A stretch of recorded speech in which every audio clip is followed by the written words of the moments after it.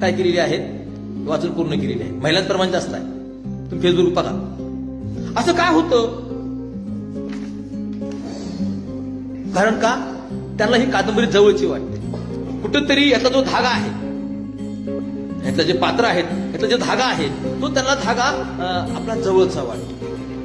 म्हणजे पारूचा जन्म हा गोट्यामध्ये होता. पाहिला असेल की पारूचा जो जन्म आहे, तुळसा पारूची आई, मुलं मरतात म्हणून सासरा सासू त्रास देतो. सासूवास काय असतो आणि मुलगी होते म्हणून त्याला सासरा घरात घेत नाही आणि ती गोट्यामध्ये आपल्या उपाशी आहे. हा जो प्रवास आहे पारूचा, एक भाकर 3 तुझ्याचा अर्थ वेगळा आहे. ज्या पारूचं 3दा लग्न होते, पारू 3दा विधवा होते, जन्म गोट्यामध्ये होतो, आयुष्यभर कष्ट, आयुष्यभर अवहेलना, आयुष्यभर अन्याय अत्याचार, मार खात आली. तिचा जो आजोबा आहे, काही पात्र आहेत, त्याला एक पात्र आले, तरी पात्र तिचा आजोबा, तिचा आजोबा काय करतो? रंगा पैशासाठी लहानपणी आणि त्याची सासू ननद ते छळ करतात. लहानपणी त्याला कळत नाही. हे जे सगळं येतंय ना, हे असं बेलावून होतं. मी आजच्या मुलींना जी स्वातंत्र्याच्या अनुषंगाने जीवन जगत आहे, शिक्षण घेत आहे, त्या मुलींना आपल्या आजीत जीवन कसं होतं, लहानपणी लग्न कशी व्हायची व तिला लहान मुलीला कसं पाणी आण, स्वयंपाक कर आणि ननन सासू कशी मारते आहे, हे जीवन त्याला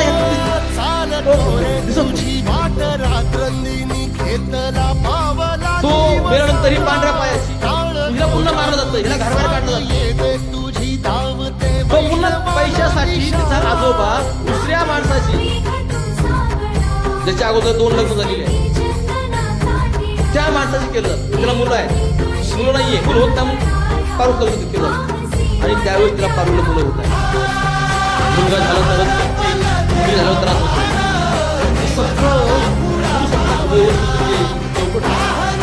नियम आहे, ग्रामीण व्यवस्था ही जाती व्यवस्था, या सगळ्यांचं चित्रण पडत आणि पारू ह्याची बळी पडते. पारू हार मारतो. इथेही नवऱ्या तिच्याकडे वाईट नजरेने पाहतो. तिला घर मुलं सोडावी लागतात. तिसरं लग्न म्हणाली येवले मावशी तिला सांगते की रामू आहे, चांगला आहे, कोणते आहे, त्याला मूल होत आहे.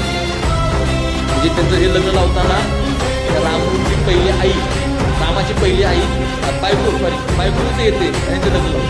तुम्हाला फार मोठी आहे. नवऱ्याचं दुसरं लग्न लावलं ते मंदिरामध्ये, कसलाही ब्राह्मण नाही, पुजारी नाही, माळ घालून. मनापासून एखादा स्वीकार असेल तर ते पती पत्नी होऊ शकतात. म्हणजे आडानी पारू ही आवडूच होते. आणि आडानी पारूच्या 3 नंबरच्या नवऱ्याची पहिली बायको हे लग्न स्वीकारते, म्हणजे लग्न लावते. ही त्या काळातली गोष्ट आजही आधुनिक होती. या महिला काही नसताना कशा संघर्ष करत होत्या, आपल्या अडचणीमध्ये मात करत होत्या, एक लग्न देत होत्या. नंतर मुलगा होतो, देवा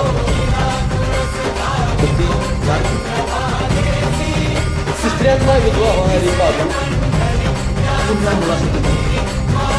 म्हणजे पारू आत्महत्या करत नाही. तिच्या जीवनात एवढे प्रसंग येतात